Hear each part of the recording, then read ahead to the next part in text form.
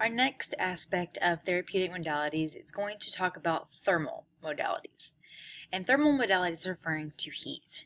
So before we get into the specifics on each modality, we're going to talk about the transfer of heat. And I know we've talked about this already in environment, and we talked about it in Sports Medicine 1, but we're going to talk about it and how it relates to modalities. So there are several ways that your body gains and loses heat. We've beat this with a dead horse, okay? But how each modality affects the tissues is where we want to hit this discussion. So we have the first one is conduction. Conduction, again, is when you are coming in direct contact with that heating source. Okay, so my picture here shows a woman that has a moist heat pack type on her shoulder. So that hot pack is warmer than her body tissue, and when she applies the heat to it, it is increasing the temperature to the surrounding tissue. Okay, and it goes one layer at a time. So it reaches that epidermis, and then once it's taken away all the heat that it wants, then it goes down to the next level and takes away some heat, and then down to the next level and takes away some more heat until there's no more heat, okay, that we have sucked up all the heat. And so you basically have these barriers that you have to get across one layer of tissue, then it goes down to the next layer of tissue, then next layer, and next layer, okay? But with conduction, you're coming into direct contact with that source. So our best examples as it relates to modality is going to be the moist heat pack or an ice bag, okay, having that ice bag directly on the patient's skin. The next one that we see is convection, and convection is dealing with a medium, okay? In our aspects of modalities, we usually see a medium being gel or water. Okay, gel or water. So this patient is coming in direct contact with either gel or water. So a little sciencey for a second. 3 stages of matter. Okay, gas is a poor conductor of heat. Okay, so it's not going to get very hot, or that heat's not going to stay very long. Okay, so would not necessarily have time to increase that tissue temperature that we would like. Liquids are better than gas.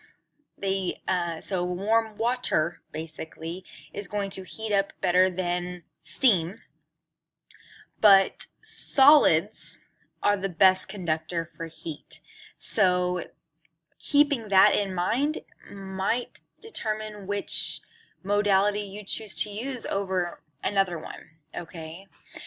Circulating air or water increases the ability to transport the heat, okay? And this is where we see a whirlpool with the motor running, okay?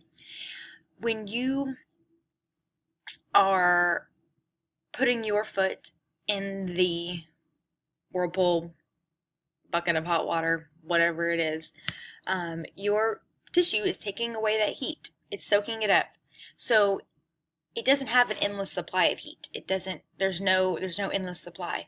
So when your tissue takes away that area's heat, it's going to become cooler.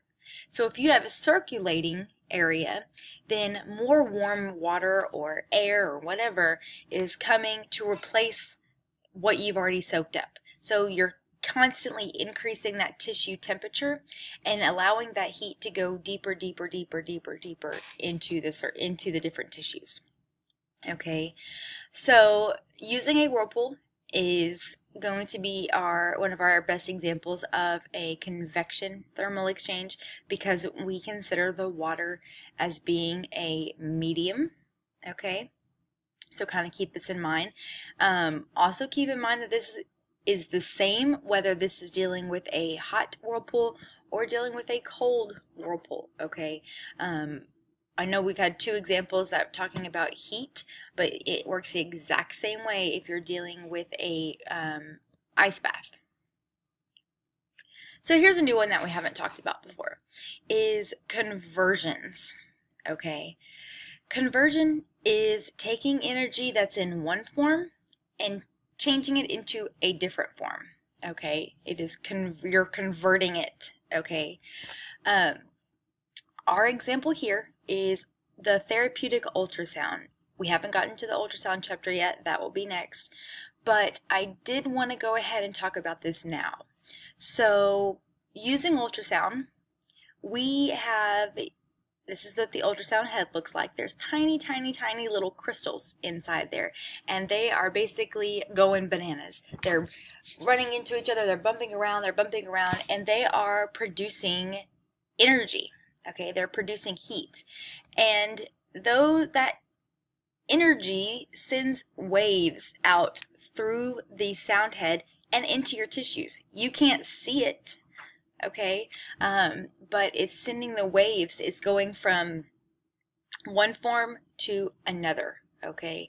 We will pick more up on this when we get through to the ultrasound chapter. The next one that we see is evaporation. Okay, evaporation. And we see this, I feel like, a little less in athletic training, but it's definitely still around. We just personally, we don't use this very often, but evaporation as it relates to modalities is going to be where it's changing from a liquid to a gas. And we have little aerosol cans of vapocoolant spray that is going to be liquid in the can. Once we spray it on the victim and put that wherever we want, and it's going to dry. It's going to dry into air and have a cooling effect.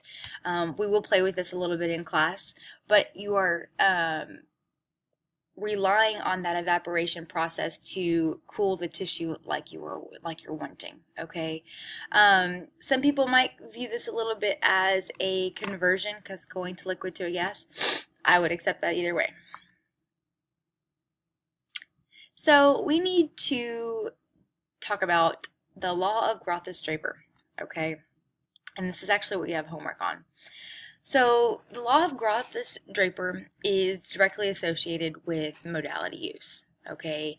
And it's basically saying that energy that is absorbed in one area, one layer of tissue, is gone for good, and the rest of the energy that is still available goes on to the next layer, okay? Then that layer absorbs what it can, and whatever is left, if there's anything left, can go on to the next layer, okay? Basically, you have to fight the first layer into submission, and then whatever's left over can go. Then you fight, whatever's left over can go, okay? So we have to keep this in mind, because when we're dealing with modalities, a lot of us, we're trying to heat a muscle or maybe a ligament or tendon. And those are not at the very, very top of our surface, okay? We still have those layers of skin and fascia and other types of tissues that we have to get through first. So if we are just using a very, very superficial modality, we're never going to make it. You're heating everything else that's on top of it and not the actual tissue that you are trying to accomplish, okay? So we definitely need to kind of consider this. So the how this relates in modalities, all right? You have to figure out, do you want a superficial heating or cooling agent, or do you need something that's deep, okay? And we're going to figure out what is the difference and which modality is a superficial and which one is deep in the next couple of slides, but kind of keep that in mind, okay? We don't just throw hot packs on everybody because that's what everybody does. Okay, so your homework, we'll talk about this in class, but you need to illustrate this law of Grothus-Draper. So now more into the thermal modalities themselves. Okay, so thermal modality is referring to heat, all right, and what heat does for our body. Heat is used to increase the cellular activity going on inside there, okay? We warm our tissues and everything starts moving a little faster, okay? Moving a little faster. And in order for there to be the heat exchange between two things, whether it's like the moist heat pack and my skin or whatever, there has to be basically a difference in temperature. If I had a moist heat pack that was 98.6 degrees and put it on my 98.6 degrees body, there's not going to be any heat exchange because there's no difference in the temperature. But if my 98.6 body had a 120 degree moist heat pack, then there's going to be a tissue gradient difference. And my skin is going to increase in temperature while that moist heat pack is losing heat to the tissue. And they will equal out and then stop becoming effective after you've absorbed enough heat. So a couple of things about other things going on in our body. We have thermoreceptors, all right? And so we see thermo again. So thermoreceptor, heat receptor, okay? And they're found throughout our body, and they are designed to help you feel the heat, okay? Feel the heat. And without these, you can potentially have burns and don't know it, like people that have thermoreceptor damage and put their hand on the stove and they don't know that their hand is burning until they smell it, okay? But it basically is little heat sensors in the skin that help you respond appropriately to heat or respond to cold, all right? There's also a pain receptor, okay, that we will talk about a little bit later. So heat and cold that is felt during treatment can increase or decrease the cell activity by 13%, which, doesn't sound like a huge number, but if we're dealing with those cells that is building up tissue or eating up tissue, those fibroblasts, fibroclasts, etc., we want those guys to be working their little butts off in order to heal these athletes faster, sooner, in the best way possible.